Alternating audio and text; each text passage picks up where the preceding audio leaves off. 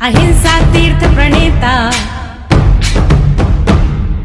अहिंसा तीर्थ प्रणेता, जय जय हो भारत गौरव राष्ट्र संत प्रमुख सागर। स्वर्णिम स्वर्ण जयंती का अवसर ये महान है, मिलकर हम मनाएंगे गुरुवर देश की शान है। प्रमुख सागर जय हो गुरुवर, प्रमुख सागर जय हो गुरुवर।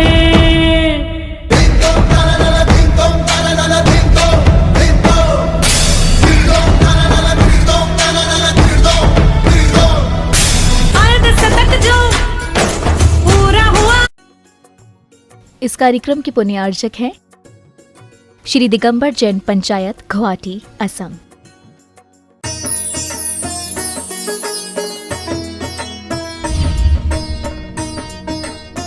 धर्म सिंह महात्मा, संयम जीवन का श्रृंगार है, संयम बिन जीवन निस्सार है। संयम से ही होता उद्धार है, संयम को धारण करो होती भव से नैया पार है। संयम को धारण करो होती भव से नैया पार है।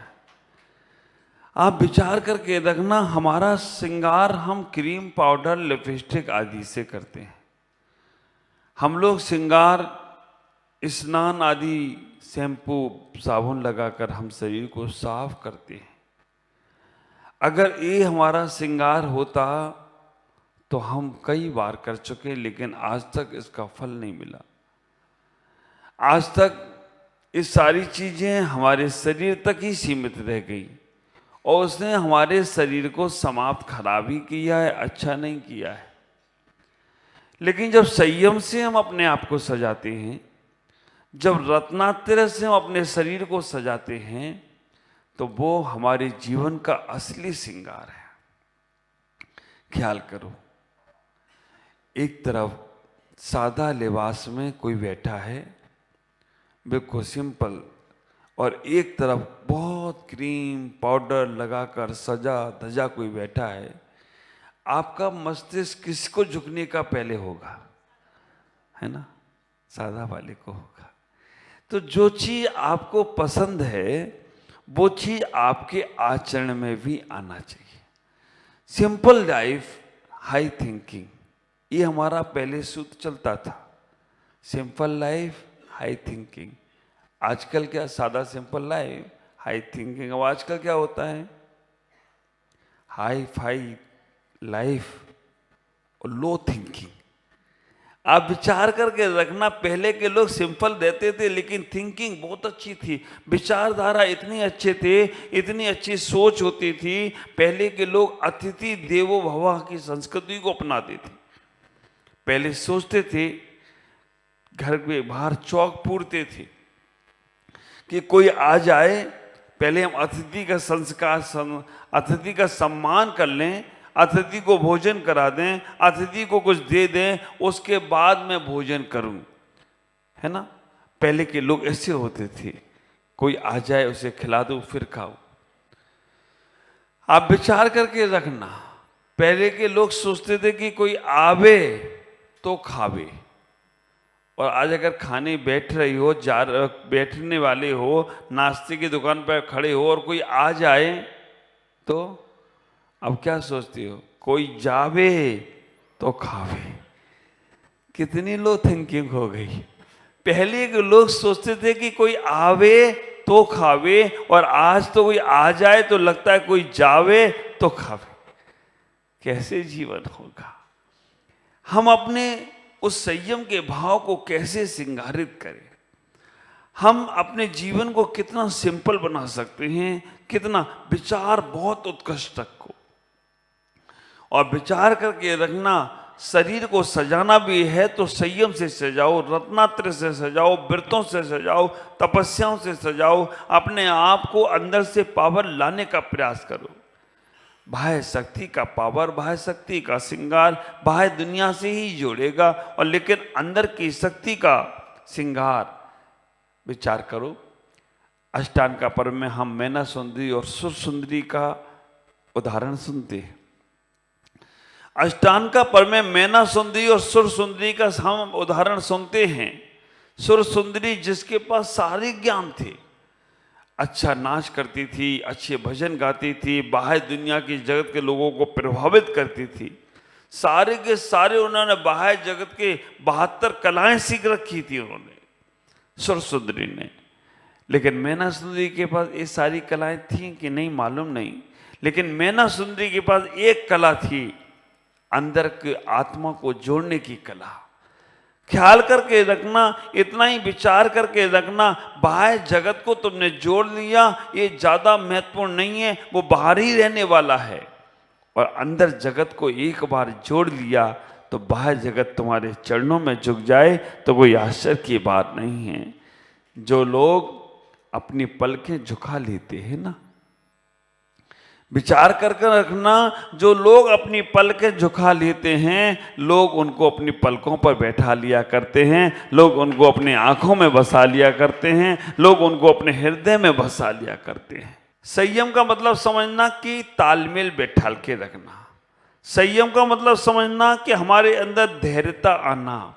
संयम का मतलब समझना है कि हमें अपने जीवन को एक व्यवस्थित बनाना, हमें जीवन को एडजस्ट करना। संयम का मतलब होता है कि हम अपने जीवन को परमात्मा से जोड़ने के प्रयास कर रहे हैं। परिवार को भी संभालना है और परमात्मा को भी संभालना है। संयम का मतलब होता है शरीर को भी संभालना है और आत्मा का भी ख्याल रखना है। संयम का मतलब होता है कि सीधा आगे पैर बढ़ रहा है वो भी सही जगह पड़ना चाहिए और उसके पीछे वाला भी पैर सही जगह जाना चाहिए। ख्याल करना, आगे वाला पैर तो बहुत अच्छी जगह पहुंच गया और पीछे वाले का ख्याल नहीं किया तो वो पीछे वाला भी तुम्हें पीछे ही खींच लेगा। इसलिए उसका भी मन में बैलेंस बना होता है, मन में उसके लिए भी तुम्हारी भावना होती है। इतना ही, आगे का जीवन तो अच्छा है ही, आगे का जीवन तो अच्छा है ही, लेकिन पीछे का जीवन भी तुम्हारा अच्छा हो, वो है तुम्हारा संयम। हम केवल आगे देखते हुए चलते चलते हैं, आगे की भावनाएं भाते रहते हैं, लेकिन कुछ ऐसे कार्य मत करना आगे जिससे तुम्हारे पीछे तुम्हारी अवहेलना हो जाए, पीछे तुम्हारा अपमान हो जाए। अच्छे काम तो करते जाओ, लेकिन कोई काम ऐसा हो जो तुम कर तो लो अपने मन मुताबिक, लेकिन बाद में वो ही काम तुम्हें तकलीफ देने वाला होगा, तो आप विचार करके रखना, सारा किया कराया बराबर हो जाएगा। एग्जाम्पल देखो, मकान तो बहुत सुंदर बना लिया, लेकिन पहले से नहीं सोचा कि नींव मजबूत होगी तो ये मकान हमारा हमेशा साथ देगा। मकान जल्दीबाजी में बना तो लिया बहुत अच्छे से, लेकिन नींव अगर मजबूत नहीं थी तो मकान कभी भी धराशायी कर देगा, कभी भी गिर जाएगा, कभी भी नीचे पूरा खंडर में बदल जाएगा। गाड़ी तो बहुत सुंदर ले आई, लेकिन गाड़ी में हमने देखा ही नहीं कि ब्रेक है कि नहीं है। तो वो गाड़ी ब्रेक पर नहीं है तो वो गाड़ी कैसे तुम्हें मंजिल तक पहुंचाएगी? कभी भी तुम्हें रास्ते में कभी भी कुछ कर सकती है।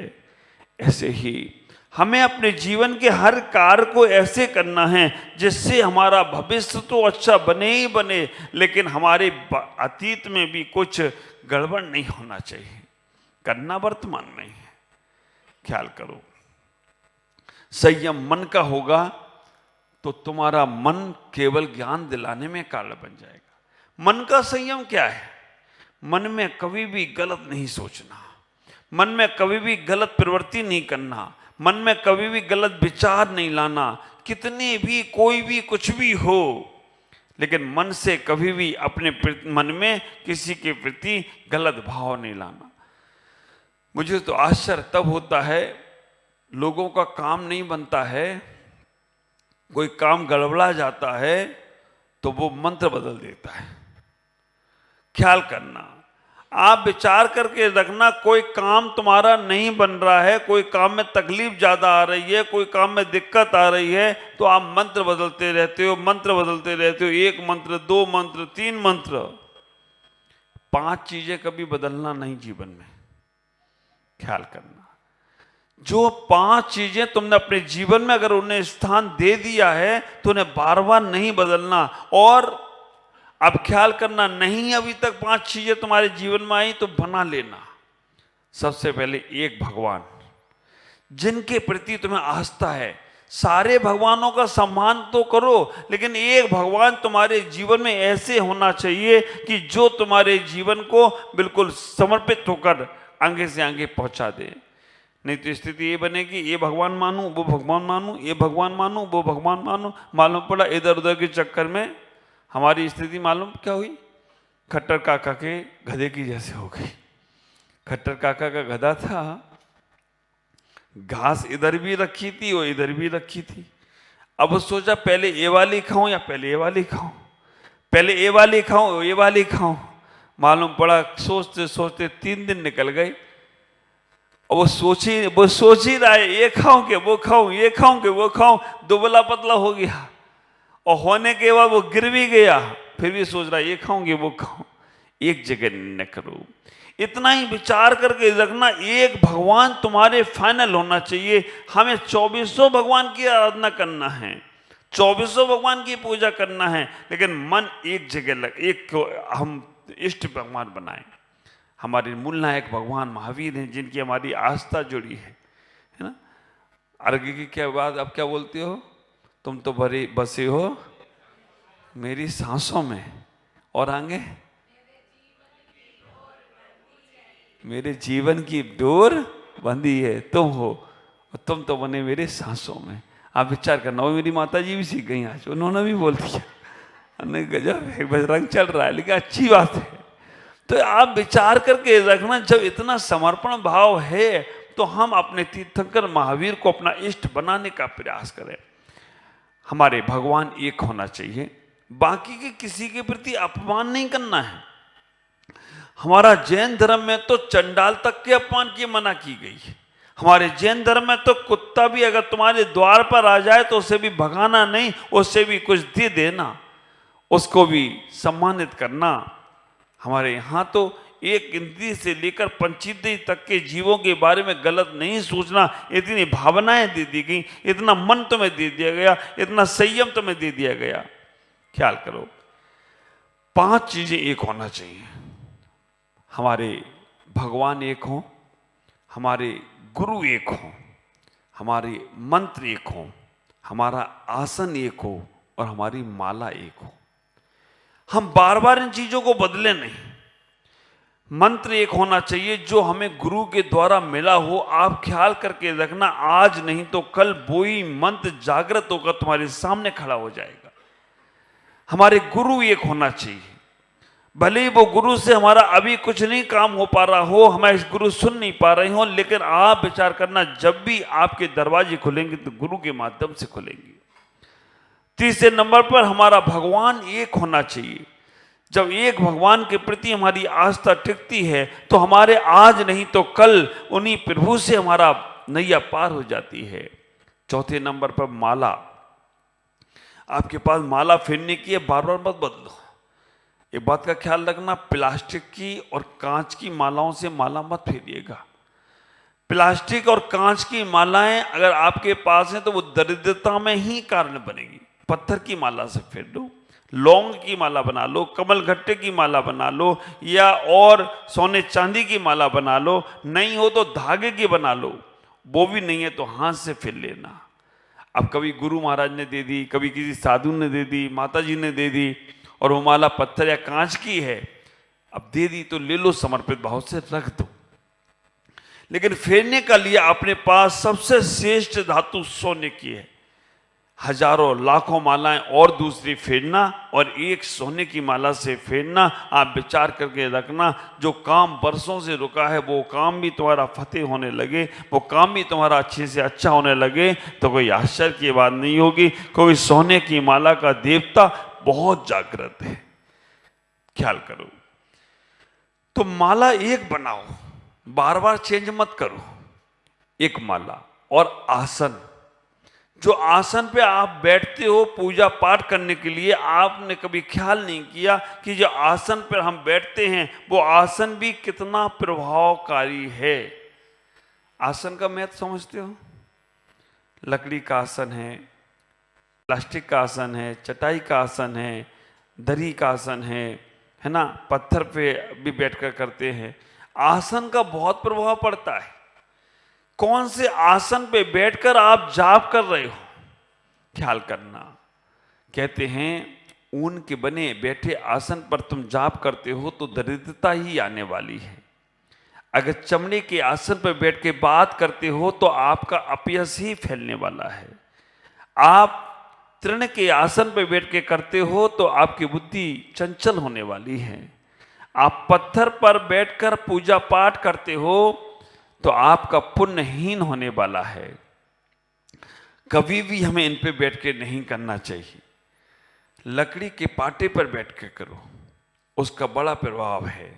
आप विचार करके रखना, हमारे यहाँ 5 आसन बताए गए। सफेद आसन, पीला आसन हो, हरा आसन हो, लाल आसन हो। आप विचार करके रखना, सफेद, लाल, हरा, पीला, ये 4 प्रकार के आसन सूती होना चाहिए, रेशम के नहीं होना चाहिए। रेशम के कीड़ों का आसन पे बैठोगे तो सर्वस्व पुण्य खत्म होने वाला है। सफेद आसन पे बैठने से मन को शांति मिलती है। सफेद आसन आपका बना के लाओ घर से।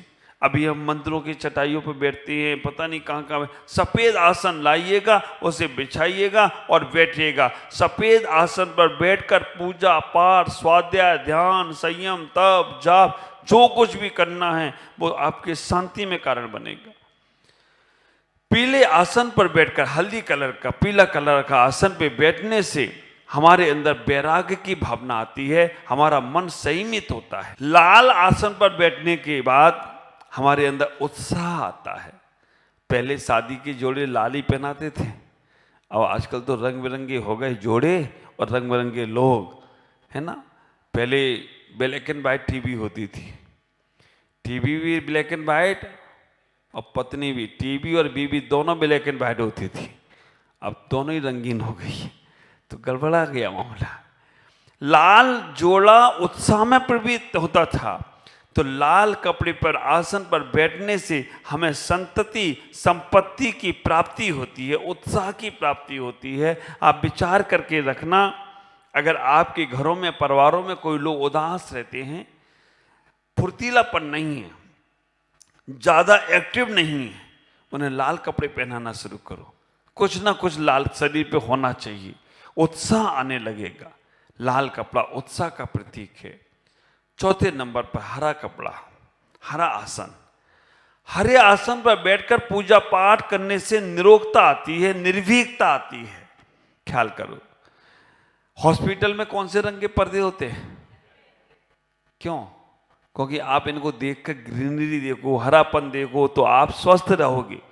लेकिन आजकल पेड़ पाड़ कट गए, बिल्डिंग बन गई, फिर भी आजकल आप लोग होशियार हो गए, छत पे ही बना लेते हो गार्डन, और गार्डन बनाकर हरीरा प्रकृति देखना चाहते हो, नेचर देखना चाहते हो। और नेचर के साथ जो चलता है, प्रकृति के साथ जो चलता है, वो अपने आप में स्वस्थ रहता है। ख्याल करो, जंगलों में जितने जानवर रहते हैं ना, एक भी बीमार नहीं पड़ते। उनके लिए कोई हॉस्पिटल हुआ, पशु चिकित्सालय? जानवर जंगलों में हैं, उनके लिए एक भी पशु चिकित्सालय नहीं है। जो तुमने पाल रखे हैं ना, उनका असर, तुम्हारा असर उन पर चढ़ गया, उनके लिए पशु चिकित्सालय है। जो तुमने घरों में पाल रखे हैं, जो तुम्हारे संसर्ग में आ गए हैं, जो तुम्हारे साथ रहने जुटने बैठने लग गए, वो जानवर भी बीमार पड़ने लग गए।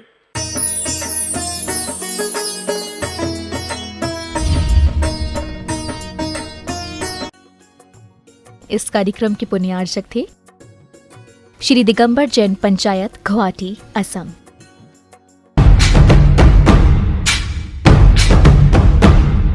अहिंसा तीर्थ प्रणेता,